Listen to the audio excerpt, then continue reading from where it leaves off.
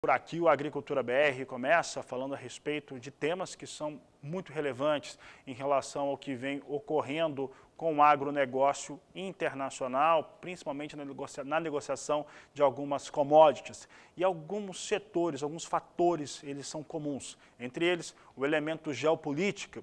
E esse elemento geopolítico passa, evidentemente, pela situação, o cenário criado pela invasão russa ou tentativa de invasão russa até a Ucrânia. Vamos falar também a respeito de como que ficam os cenários para a soja, mercado da soja, para milho que vai mantendo valores bem mais elevados para este período, não só no Brasil, mas também em todo o mundo, e também sobre o mercado de café. Para falar a respeito deste assunto, eu converso pela internet com César Castro, ele que é especialista agro do Itaú BBA. César, obrigado pela participação aqui no canal do Boi, no Agricultura BR. Falando primeiramente a respeito de soja, né, nós temos um cenário no qual vem do geopolítico, Rússia e Ucrânia, mas também passa por uma quebra sul-americana de safra de soja. Isso, claro, que traz aí impactos para as negociações com soja em Chicago, a menos disponibilidade do produto. E mais recentemente, no último final de semana, tivemos a Argentina confirmando uma abordagem de tributos mais alta para exportação de farelo e óleo de soja. Como é que você avalia, como é que o Itaú BBA avalia esse momento para o mercado internacional da soja? Boa tarde, seja bem-vindo. Boa tarde, muito obrigado pelo convite. Nós avaliamos com, acho que uma certa preocupação, né? É claro que há alguns setores mais pressionados, né, com essa história toda da guerra, outros um pouco menos. Já tínhamos um balanço muito apertado no mundo em função da sua colocação muito correta da grande quebra de safra que a América do Sul enfrentou nesse ano. Então a soja agora, aqui na América do Sul, ela é só o próximo ciclo. O mercado todo vai se voltar agora para a safra americana, né? E qualquer desvio lá vai aumentar bastante a pressão sobre o balanço da soja. Eu digo se houver algum problema climático lá, e isso é importante, né? Não está garantida a safra americana ainda. Então, o balanço de soja ele ficou mais apertado. Isso não tem a ver com a guerra, tem a ver com a quebra da safra no hemisfério sul. Agora, a guerra ela trouxe um elemento novo. O peso grande da Rússia e da Ucrânia são nos mercados de trigo e milho. No entanto, a oleaginosa compete por área nos Estados Unidos com o milho.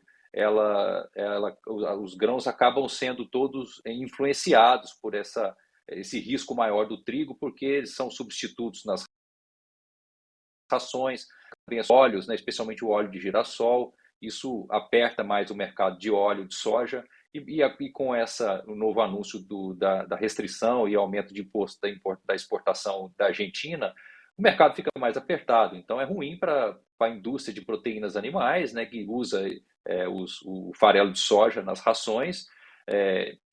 Tende a favorecer, né, produtores que têm estoque, né, de grãos, né, seja de soja, de milho, nesse momento, mas o produtor também vai ser afetado via um aumento maior ainda dos preços dos fertilizantes, né? A guerra trouxe uma complicação muito grande no sentido não só do preço, mas até da disponibilidade para a nossa próxima safra. Então, num primeiro momento, é favorável ao produtor de grãos que tem estoque, né? É claro que quem for para o próximo plantio, aí a situação ela pode ser um pouco diferente. Esse benefício pode não vir na mesma proporção do aumento de custos que é esperado. Então, eu diria que a preocupação é maior aí em curto prazo para as proteínas animais, né? As aves, os suínos, o leite, os ovos, que têm uma dependência grande aí do farelo de soja, e ele ficando mais caro no mundo todo e mais arriscado, obviamente isso irradia aqui para dentro do nosso mercado. César, um outro elemento que a gente acabou não falando, isso trouxe também uma alta considerável para o petróleo. Nós estamos falando um dos maiores produtores de petróleo do mundo fora do mercado, um grande player do mercado internacional. Isso trouxe em alguns momentos, em vários momentos, às vezes quase que diário, altas para barril de petróleo e influências sobre o mercado de óleos vegetais. Isso sempre começa na madrugada aqui para nós brasileiros, começa na Ásia, você vê óleo de palma subindo no mercado asiático, depois você tem visto também, a gente tem acompanhado também com uma certa regularidade o óleo de soja disparando nos Estados Unidos. Somado a isso, e até pensando na questão dos fertilizantes, aqui no Brasil a gente fez uma conta interna aqui com os consultores do Canal do Boi, e aí nós chegamos à seguinte questão: nós podemos ver um custo de produção por hectare em R$ 8.000 nesta próxima safra.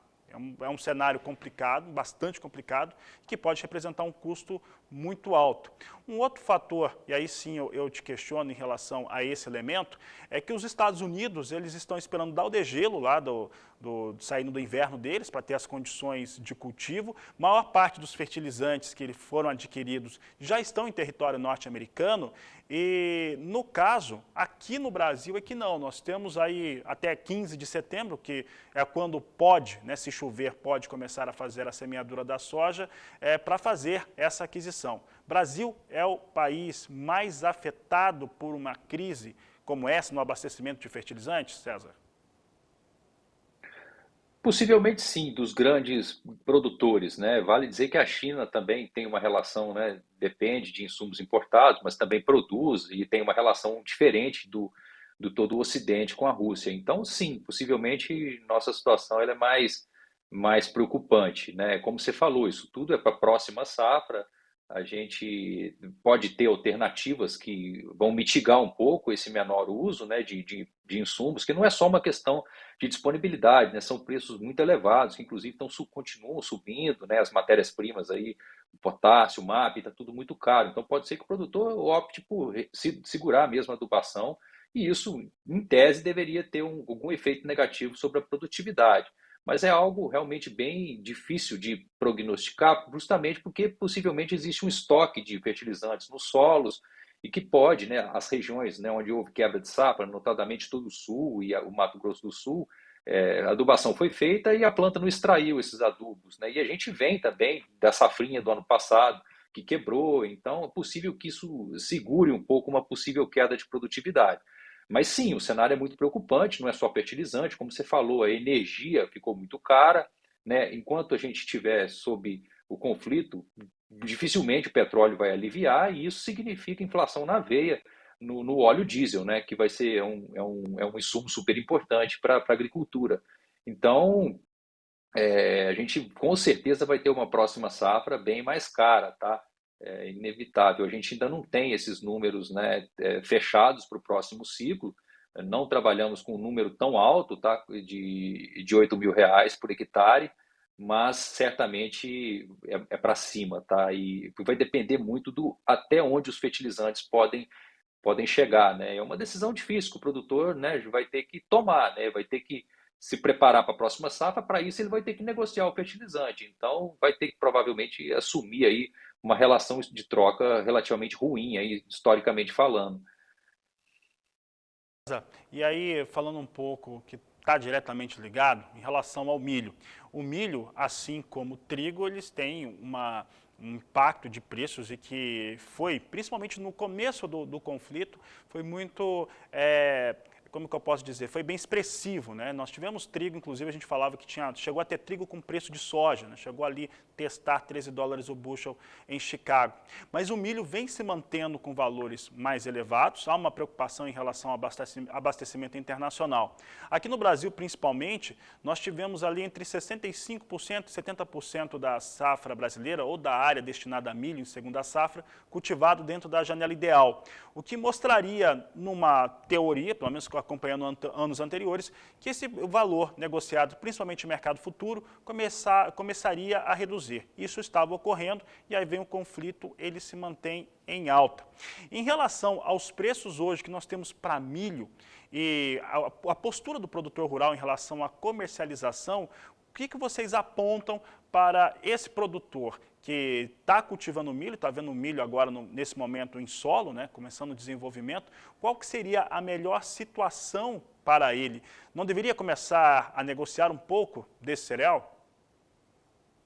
Eu acredito que sim, tá? Embora o cenário possa ficar muito mais complicado para o milho, eu acho que o fato da correção da curva futura, né, que estava muito descontada para o segundo semestre, porque basicamente está precificando uma safrinha boa, né? A gente também acredita que tem tudo para dar muito certo, existem riscos, né?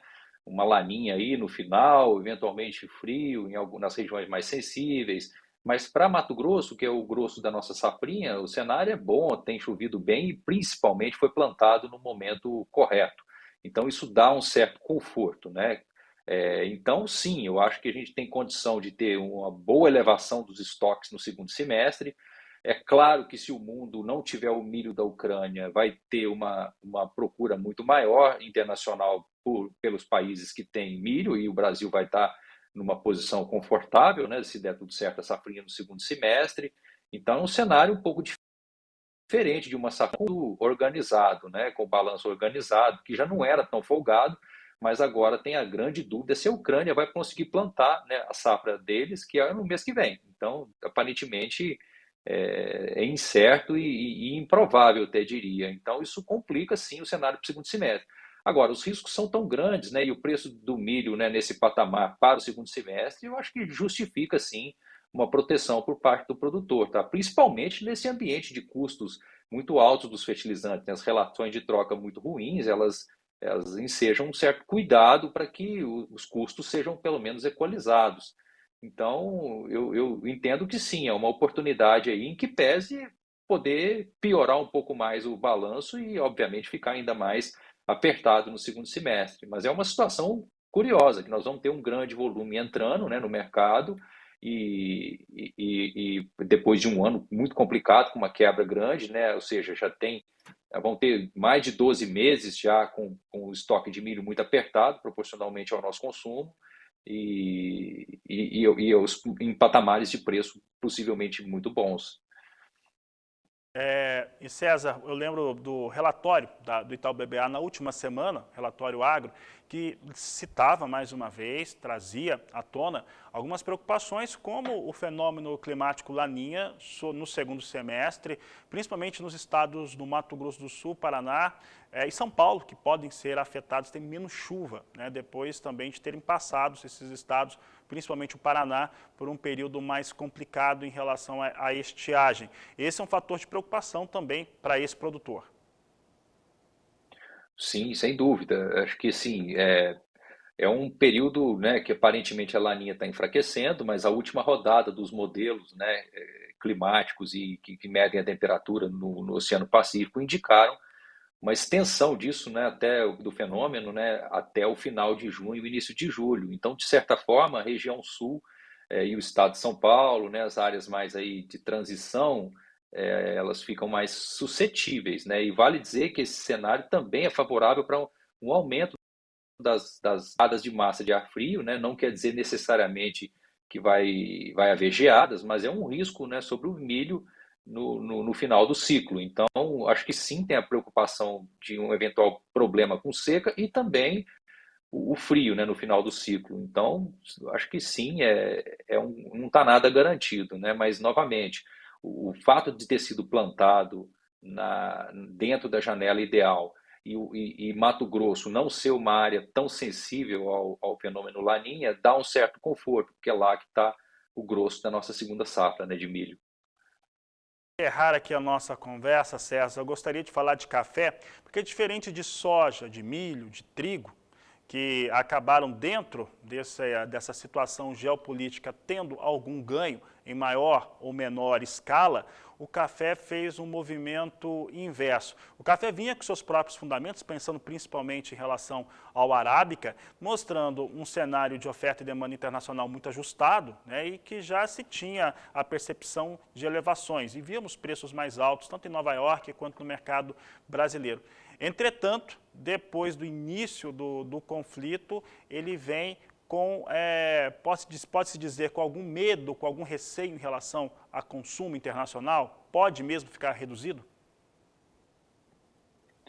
Olha, é uma pergunta realmente muito difícil. O mercado precificou uma redução do consumo mundial em função da guerra. Dizer que Rússia e Ucrânia significa ali entre 5 e 6 milhões de sacas, possivelmente ele vai sentir.